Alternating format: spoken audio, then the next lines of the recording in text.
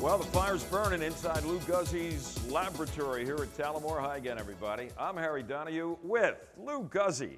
Hello, the esteemed, shake my hand, the esteemed PGA Teacher of the Year. Your year's almost up. It's been, I'm sure, quite a year, last 12 months for you since you got that award at the PGA Merchandise Show in Orlando. Huh? It has been. It's been an unbelievable year and a lot of lessons, and that's the good thing. The award's been great, but the ability to teach, because that's what I do, and to have people come into the building all year long and just work on golf instruction. And he still has time to remember his friends here at Inside Golf. Huh? Yeah, and have a little apple cider there on the stove. We'll get to that, good stuff. a little bit later, but it feels good right here in front of the stove.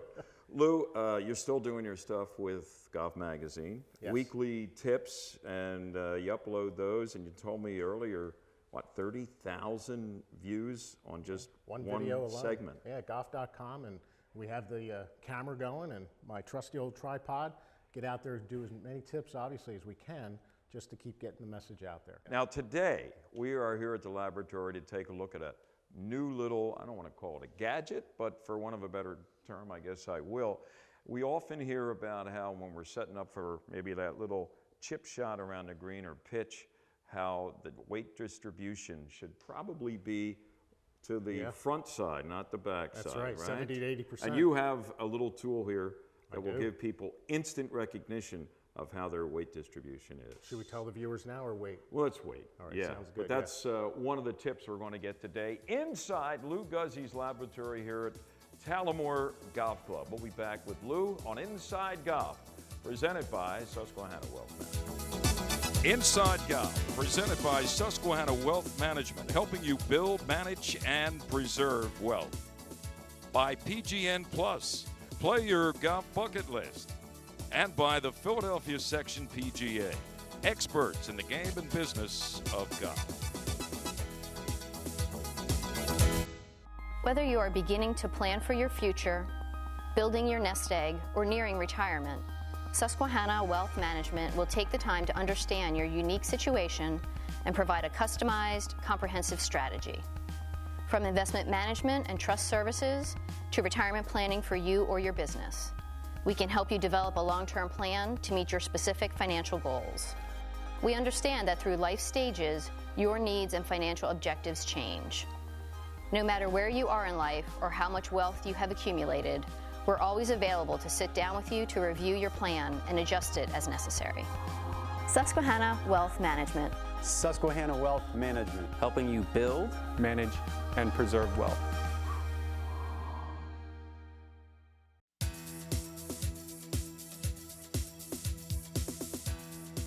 Welcome back to Inside Golf, presented by Susquehanna Wealth Management. Here we are at Talamore and the laboratory of Lou Guzzi, the PGA Teacher of the Year, and we have a new mat here, Lou, that you've been using for a couple months. It's called the Body Track mat. Body Track, that's right. And one of the things it does is show instantaneously where the weight distribution is. That's a lot of times, you know, front leg, back leg, forward, toes and heels and all that stuff. So the Body Track is something new. You've been using it with your students. That's right. And you know, traditionally we've heard that for a chip shot, you want to put emphasis on the front leg. For a right-hander, that would be the left leg. Yeah, about 70 to 80%. And the Body Track will tell me right away if I look up there how the weight distribution is. So this is a phenomenal tool. Huh? It's amazing, Harry, because it's a pressure mat, and what happens, most people say, well, I feel 70 to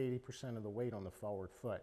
We can actually track it now, and it's amazing. And even in my own case, when I started to set up for chipping alone, and we can use this for the full swing as well, I couldn't believe how much more I needed to lean to the left side to get that 70 to 80%. It was amazing. So it may feel, without the Body Track, like you're putting 80%, and then when you look at it, you say, oh my goodness, that's only 60. Yeah, we talk about feel versus real, and that holds true with the video, and now it also holds true with the Body Track, to be able to really feel if you're on your toes, if you're on your heels, during the course of the swing, where's your weight transfer? So it's a tremendous tool, and it just, what it does basically in the end, like so many of our tools and our teaching aids, it gives us the ability to provide information for making the correction quicker. That's what it's all about. And why, while we're talking about weight distribution and for a chip shot specifically, why is it better to have 80% on that front leg? It's a great question. And Harry, if I could stand over here for a Sure, second, go I'll ahead. explain this. Replace me. You know, what's amazing about this is when you think about a golf swing, we have the ability to make our swing, and we have a lot of time from the top of the swing to transfer our weight. And by the time we get to impact, we've got a tremendous amount of weight on the left side. So what we do with our chipping is we set up slightly open with the stance. We preset with all that weight forward, and we're actually presetting the impact position of a swing. So we're already in a beautiful position here to just move forward with a little body motion and hit the chip. Right. Great question. All right. How about a little tip while we have this all set up? We're moving on now from weight distribution. You've managed to put a little marker down there with one of your blue pens, and you were saying earlier about putting the ball forward, this little drill, and almost considering that to be what, the size of a quarter? That's right. And yeah, clip the coin, Harry. Okay. Now, say if I have a chip where I'm 20 yards out, Okay. I'm not in rough, I'm in a fairway lie. I would take, and this is a 9-iron, so say I'm using my 9-iron. Sure. I'd like to play it back in my stance, and Okay. I found, okay, weight forward, I'm assuming it's up to 80%. I Right. have found Yeah, that looks good. by taking it straight back and through, the ball will hit and run out for me. Okay. As opposed to if I take it with an open a little bit and through, I'm going to have the ball hit and check up a lot faster. So Right. depending upon how far I want the ball to run out or check, I'll use two different approaches when it comes to the 9-iron. Sure. Am I doing it right, wrong, or is there a right, wrong? There is no right or wrong because there are so many different ways to get a golf ball to stop in a chipping technique and to get it to roll out. So we have a 9-iron. You seem to kind of gravitate towards a 9-iron a lot. For You that like particular distance, yeah. Yeah. So in the case of opening the face up, you're going to put a little more spin on the ball. It's going to check up a little bit Right. quicker. If you keep the face square, it'll roll out a little bit more. And it's just a feel. Now, at the same time, if you take clubs, we have basically two basic chipping techniques, and I'd love to show it to the viewers. We have a chip and a chip and run. So I'm going to set up, and your ball position can be front, middle, or back based on the height of the shot you want to hit. If it's forward in your stance, it's not going to roll as much. If it's back in your stance, it'll roll out more. But a basic chip, when I go to hit the shot, I'm basically turning my body back and through. Arms and hands get a free ride.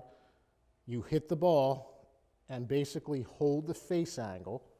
That's So that your right chipping hand technique. doesn't turn over the club face. The angle of the club face is basically the same as it was Yeah, all the way through the swing. exactly. So when you're going through basic chip, Yeah. you know, Mickelson, I did an article years You ago. don't flip it. With Golf Magazine, and one of the things we talked about was Mickelson's hinge and hold technique. Right. So he hinged it back, turned through, and held this position. That's a Dave Pell's instruction right there, it sounds Yeah, like, pretty huh? basic chip shot with a little body turn back and through. So physically, this is not hard to do. I feel the hit in my right knee, my right hip, and my right shoulder. The right side of the body, that's where I feel the hit. And for that release, the chip and run, it's the same setup, and all we're allowing the club to do is release over a little bit. So what's going to happen is we hit the ball, and instead of holding this position here, we're going to hit the golf ball, let the toe work a little bit over the heel, and that's going to get the ball to roll out. So a basic chip with a little body turn back and through, and again, we're going to clip that coin. It's just basically understanding how this golf club works, especially your sand wedge and what bounce is. So what we have is a leading edge and a trailing edge. So if we hit the ground with the leading edge and chipping, you'll see a lot of people that do that. The club just kind of sticks into the ground. We want it to actually... And you hit it fat. Yeah, well, you just really don't hit it. Yeah, it kind of just gets stuck. If it gets too close to the ball, you could blade it. So, you know, they just feel awful about it. It's obviously not a very good shot. If we use the trailing edge and understand how this works, this is going to hit the ground first. So bounce is measured from the leading edge, which is right here, down to the ground. So if we look at this, you can see, Harry, that the leading edge is off the ground. And what'll happen, a lot of tour players will roll that face open, and that'll make the leading edge go even higher, and then what we have is more bounce. And then what they do is they hit it with the trailing edge of the club, they hit the ground, and it never digs. So then we can hit a little bit behind the ball, just brushing the grass. We're not going down like a regular golf shot. That ball go right up in the air. Clip it to chip it. Because a lot of times, and you see this happen depending on where you're playing with how high, or you hear about a tight lie. Yeah.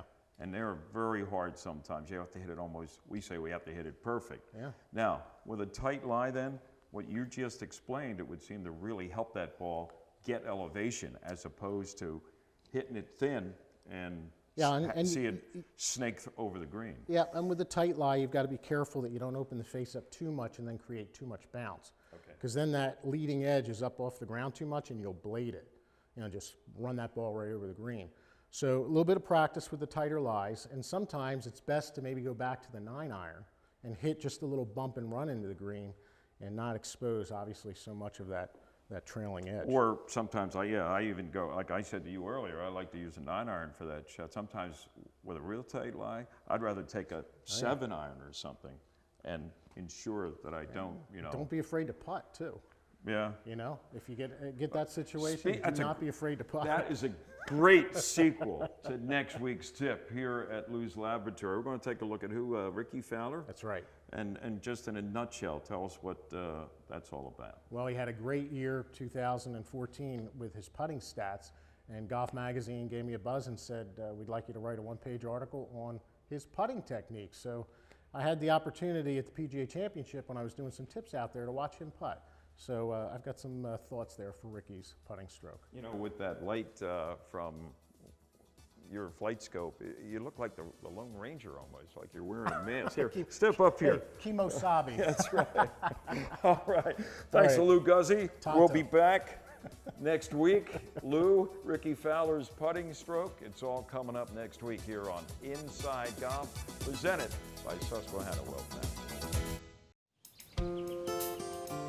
At this moment, across the country, families are packing their bags for a getaway. And no matter where they end up, they'll all be home by dinner. Plan your own at playgolfamerica.com. From finding fun and affordable programs to finding advice from PGA and LPGA professionals, playgolfamerica.com has a way for you to get away. Visit today for details. playgolfamerica.com, your link to the game.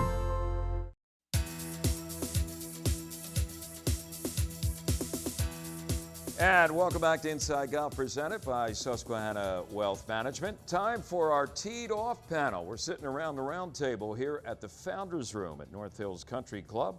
And our guests include Harry Mays from 97.5 The Fanatic, also a key part of our Temple broadcast team for Temple football. Bob Sheppard, longtime PGA professional here in Philadelphia. I don't want to give away your age. And he has written the book. We're all familiar with that. If they had not invented golf, we never would have needed the whiskey. There you go. All right, Shep. And from myphillygolf.com, Joe Logan. Joe's website, always up to date on what's happening in golf, both in the Philadelphia area and around the country and world. Speaking of which, right in the middle of golf's down season, we have a major golf story developed recently, and that would be Dan Jenkins and Tiger Woods' feud with the Hall of Fame writer. It's all over an article that appeared, well, maybe 3-4 weeks ago in Golf Digest. It's my interview with Tiger, which, self-proclaimed fake interview. It was all stage, a parody, a satire, whatever you want to call it. But it included also some pictures. Check out this. That's a Tiger Woods look-alike, and he happens to be sitting in a booth at a Perkins taking a selfie. All right, Joe, I think we all know now what the story's about, part of it. Well, your take on the reaction of Tiger Woods. He wants an apology. Which he will not get. You described it as a major story. Ironically, it was not a major story until Tiger made it a major story. Correct, sir. It was a kind of parody interview that Dan Jenkins, the great legendary golf writer, that's his stock in trade. That's how he's made a living. He does it all the time. He did it to Tiger, who was notoriously finicky with the press, didn't give interviews, and Tiger has drawn attention to it. Everybody who read it, all of us at this table included, 3 or 4 weeks ago, knew instantly it was a bogus, made-up, humorous interview. There was no pretense at all that this was actually Tiger giving these responses. How Tiger could have misconstrued this is beyond the pale. Which begs the question, and why now? I mean, people have been taking shots, Harry, at Tiger Woods for years, and you know, he calls it in his letter, if he wrote it, I can only assume he did, although possibly he got some help from his people, a character assassination. Really? Didn't he take care of that himself about 4 or 5 years ago? That took place about 5 years ago, right around this time. It was right around Thanksgiving time, 2009, is when he assassinated his own character. But yeah, the breaking news about this all thing came out in his response, where he says, "I do have a sense of humor." I'm like, really? Yeah. Tiger First Woods time. has a sense of humor. If you did, I'm you'd glad have he laughed filled at us- this. I'm This glad was he great filled us stuff. in. Yeah. Thin-skinned to think a little bit. Why now, Shep? Do his people and him think, okay, and why Dan Jenkins? The guy is 84 years old. As Joe mentioned, he's made a life and a career, a Hall of Fame career, out of satire when it comes to golf. Why now does he go after that legend, an icon? Right. What, 200 U.S. Opens he's covered? I mean, it's absurd to be picking on, and the man is known for this type of writing.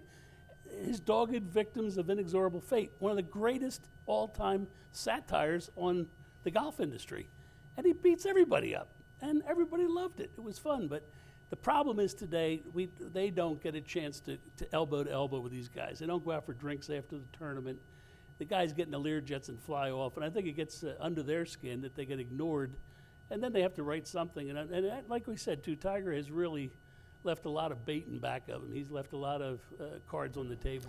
And against this backdrop is Tiger's sort of deteriorated relationship with this very magazine, Golf Digest. He used to be paid about $1 million a year by Golf Digest to consult on Tip of the articles, month or tip of the something, month, things yeah. like that. Just they wanted Tiger in their stable, but in their last contract, apparently they couldn't agree on a price.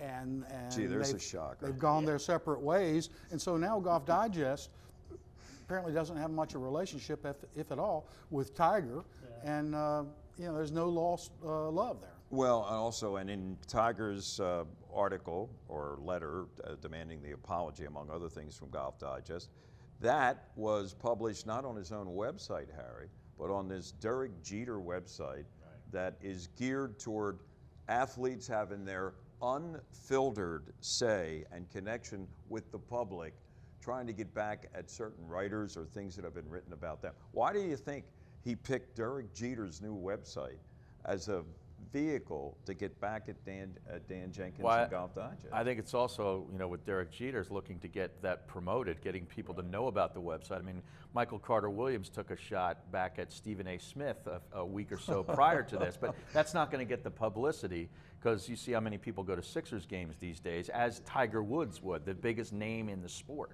Well, apparently he has refused interviews, right? One-on-ones with Jenkins. Oh yeah, I mean, with When everybody. his anyway. agent said, well, how do we stand to benefit from it? What do we have to Tiger gain never from that? did How do they miss the point there? one-on-one interviews during his long run at the top. He would do the big group interviews. I was in 1 million of them, but the sort of one-on-one things like with Dan Jenkins or ESPN, the big names that you would expect him to sit down and do one-on-ones with, he never did. A little toward the end, and he's doing a little bit more of it now because he needs it. But when he was in his heyday, never. He came in, did his interview, and was gone. Okay, before we finish up this little topic, Howard, do you want to add a footnote? I mean, where do you think this thing's going to go? Is it going to die a eventual death, or is there are going to be lawsuits? What's going to happen? I don't think there'd be lawsuits. It'll die if Tiger chooses to let it die. But I think Tiger should have some fun with this. It'd be a way to really sort of get back some of the fan base that he has lost over the last couple of years. There's no better way to do that than to sort of poke fun at yourself and have fun with it. Especially a guy who has a sense of humor. Yeah, exactly. He has a sense of humor. Like he told us he could. All right, we have a couple minutes left here, guys. One other thing that surfaced after the loss, the recent loss by the U.S. in the Ryder Cup. The PGA of America said that they were going to form a task force to try to set the record or get the game going in the right direction for 2 years. And they named, I think Tiger Woods is even going to be part of this, and Phil Mickelson. Maybe Dan Jenkins will be on it now, I don't know. Your idea for, do we need a task force? We need a task force like we need another House subcommittee on investigations. That's my suggestion. Yeah, get Congress involved. Yeah.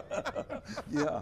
I mean, really, Harry? Yeah, I don't see that. If Phil Mickelson hadn't alluded to Paul Azinger's techniques that won the Cup back a few years ago, I don't think we'd be talking about this. Yeah. I do think it's good that this prompted a bigger conversation about the Ryder Cup and what are we doing.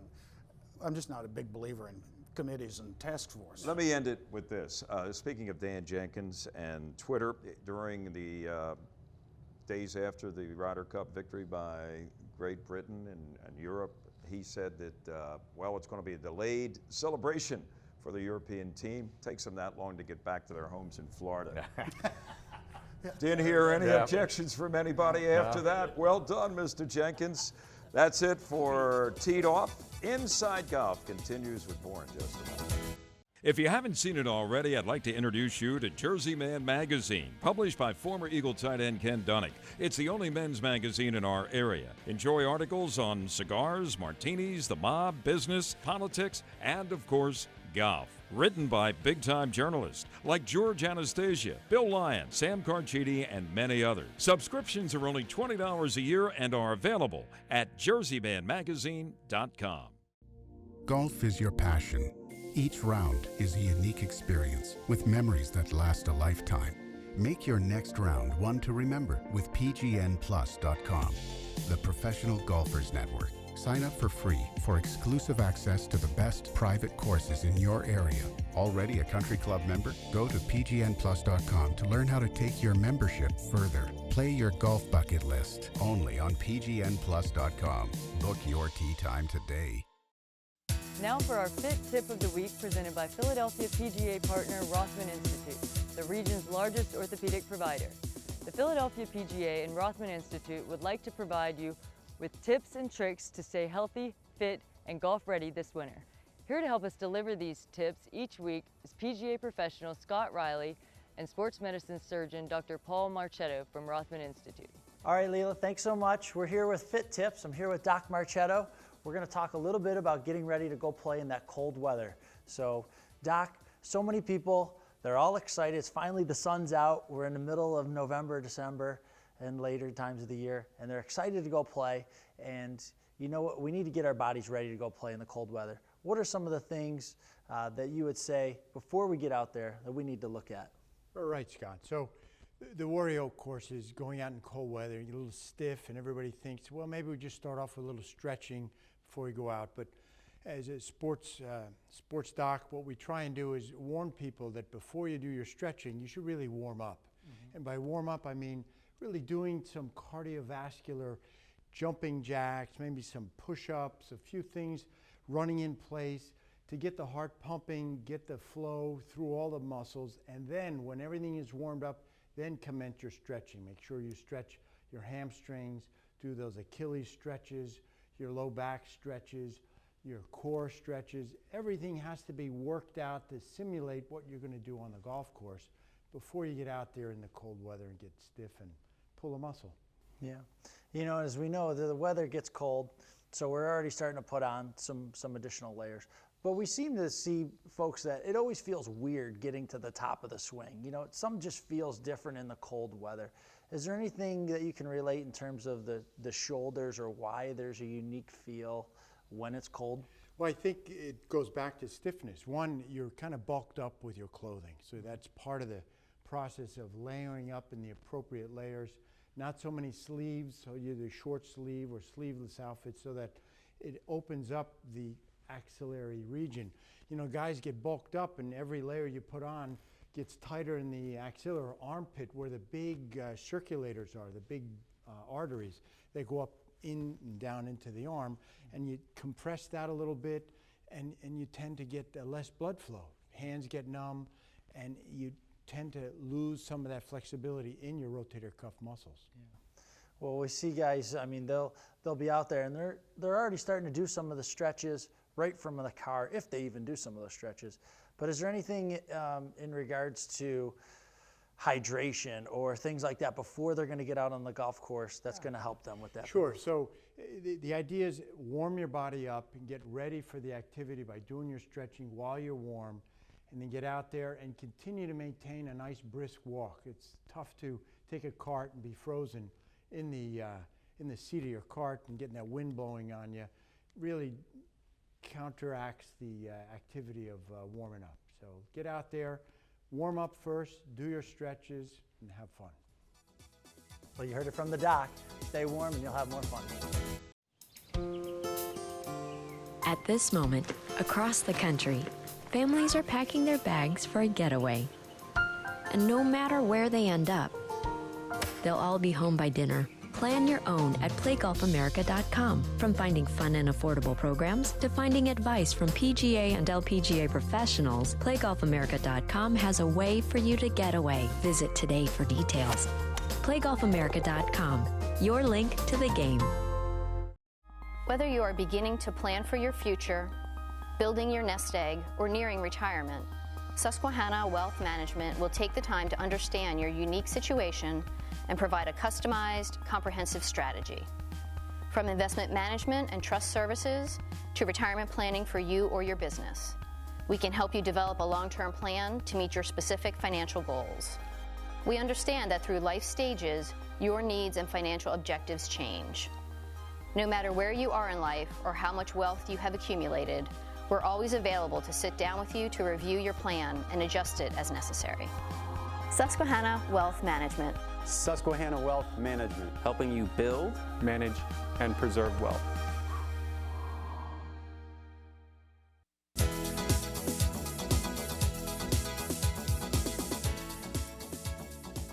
Well, that's going to do it for this week's edition of Inside Golf. We're with Lou Guzzi, closing out the show with some. Is this homemade apple cider? Yeah, a little special treat here. And I know it's nice and hot because it's been on the stove here.